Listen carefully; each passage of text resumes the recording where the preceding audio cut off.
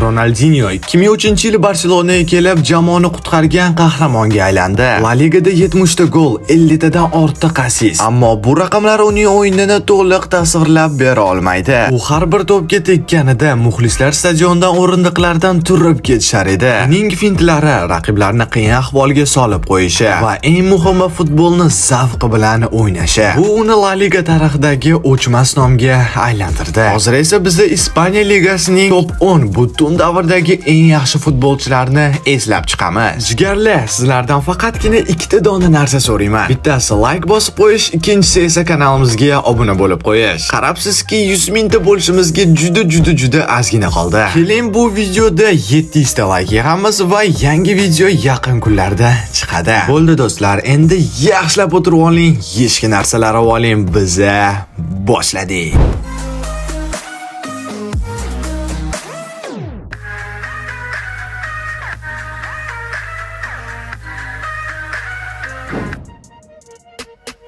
O'rinda bu Neymar Junior. La Ligaga 2013-yil kelgan Neymar qisqa vaqt ichida dunyo futbolining eng yuqori yulduzlaridan biriga aylandi. Barselona safida 123 ta o'yin o'tkazib, 68 ta gol urgan va 38 ta assist bergan. Eslatib o'tamiz, bular faqatgina La Ligada. Ammo braziliyalikning o'yini faqat raqamlar emas. Uning fintlari, driblingi va har bir harakati muxlislarning esidan chiqmaydi. O'sha mashhur MSN triosi Messi, Suarez va Neymar dunyo futbolini qo'rqitar edi. Ular bir mavsumda 122 ta gol urishga erishgan. Bu haligacha tarixiy natija. Neymar Ispaniya chempionatida 2 marta chempion bo'lgan, Copa del Reyni 3 marta qo'lga kiritgan va eng muhimi 2015-yilda Chempionlar Ligasida g'olib bo'lgan. Uning La Ligadagi o'yinlari nafaqat g'alabalar, balki haqiqiy shou edi.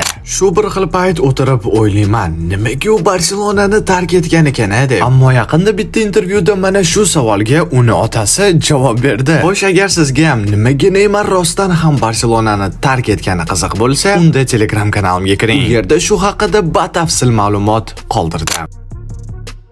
9-o'rin Antoine Griezmann. Uning La Ligadagi safari Real Sociedadda boshlangan. U yerda iqtidorini namoyish etib, top klublarni diqqatini tortgan. Keyin esa 2014-yilda Atletico Madridga o'tib, haqiqiy yulduzga aylandi. Antoine matraschilar safida hujumning yetakchisi bo'lib, jamoani bir necha marta finalga olib chiqdi va Yevropa Ligasida g'olib bo'ldi. Ammo 2019-yilda esa Atleticoni hech qachon tark etmayman deb 2 hafta o'tgach Barselonaga o'tib ketdi. Albatta Madrid muxlislari juda ham g'azablanishdi va uni boshqa ko'rishni istashmagan edi. Griezmann esa Barsaga katta umidlar bilan qaragan bo'lsa-da, u yerda ishlari u qadar yaxshi bo'lib ketmadi. Ammo fransuz taslim bo'ladigan odamlardan emas. 2021-yilda uni qanchalik muxlislar yomon ko'rishiga qaramay, baribir Atleticoga qaytib keldi. Va mana 3 yil o'tgach, nafaqat muxlislarning sevgisini, balkimda jamoaning butun davrdagi eng yaxshi to'purariga ham aylanishga ulgurdi.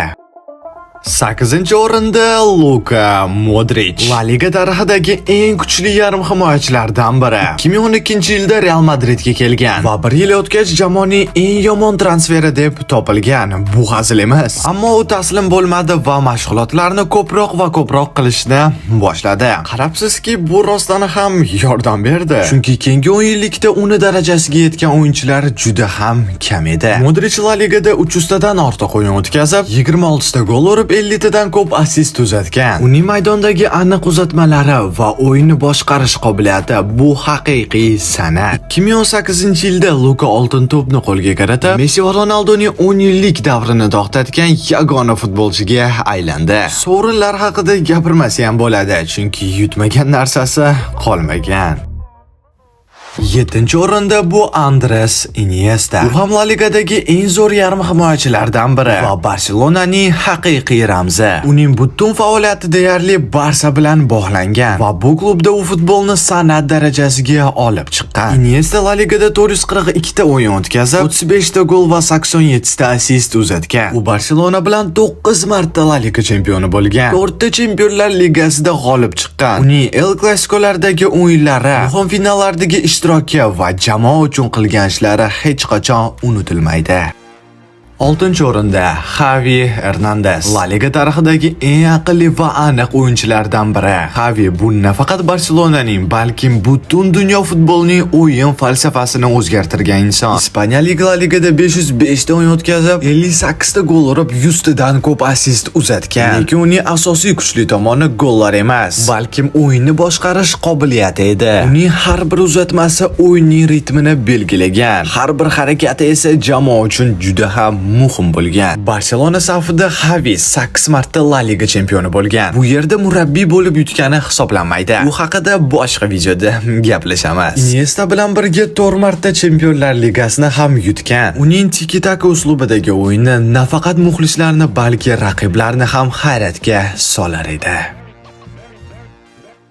Luis Suarez nafaqat Ispaniya ligasining, balkim butun dunyodagi 21-asrning eng yaxshi hujumchilaridan biri. Uning maydondagi harakatlari, gollari va hissiyoti muxlislarni hech qachon zeriktirmagan. Luis 2014-yilda Barselonaga qo'shildi va boya aytganimdek MSN triosining muhim qismiga aylandi. La Ligada 191 ta o'yin, 147 ta gol va 83 ta assist. Bu juda ham kuchli natija. Uning 2015-2016-yilgi mavsumi haqiqiy afsonaviy bo'lgan. Suarez o'sha yilni 40 ta gol bilan yakunlagan. Eslatib o'tamiz, bu faqatgina La Ligada. Keyin esa 2020-yilda Barselonaga Ronald Koeman kelib, u Luisga muhtoj emasligini aytib, Atleticoga haydab yuborgan. Ammo Suarez nafaqat Koemandan alam olgan, balkim 21 ta gol bilan matraschilar bilan birga La Liga sovrinini qo'lga kiritgan.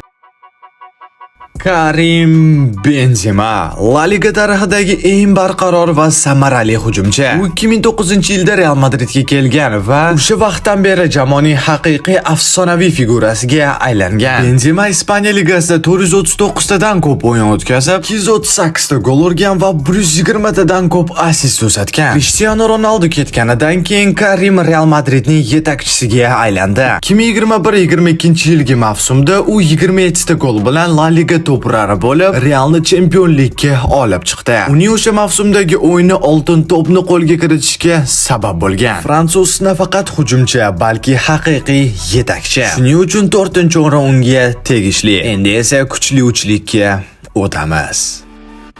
Zinedine Zidane La Liga tarixidagi eng texnikali va iste'dodli yarim himoyachilardan biri. U Madridga 2001-yilda kelib, klubning oltin davrini boshlab bergan. Zidane La Ligada 155 ta o'yin o'tkazib, 37 ta gol va 50 tadan ortiq assist uzatgan. Maydonda o'yinni boshqarish qobiliyati, nozik paslari va muhim lahzalarda to'pni nazorat qilish mahorati bilan ajralib turar edi. Zidane Real Madrid bilan 2 marta La Liga chempioni bo'ldi va uning o'yini har doim muxlislarni hayratda qoldirgan. Nafaqat samarali o'yin ko'rsatgan, balki maydonda haqiqiy lider bo'lib, jamoani birlashtirgan. Zidane 3-o'ringa loyiq. Biz esa oxirgi o'rinlarga o'tamiz.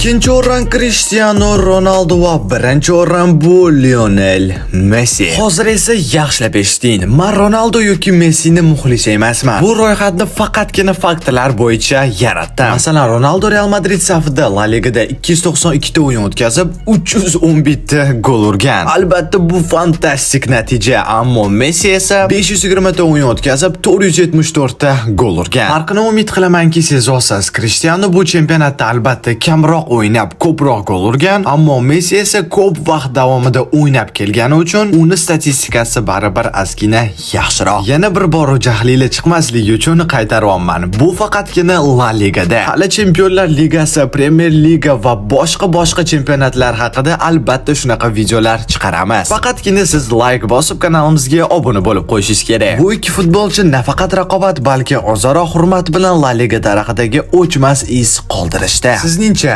bulardan ko'ra kelajakda buyukroq futbolchi paydo bo'ladimi?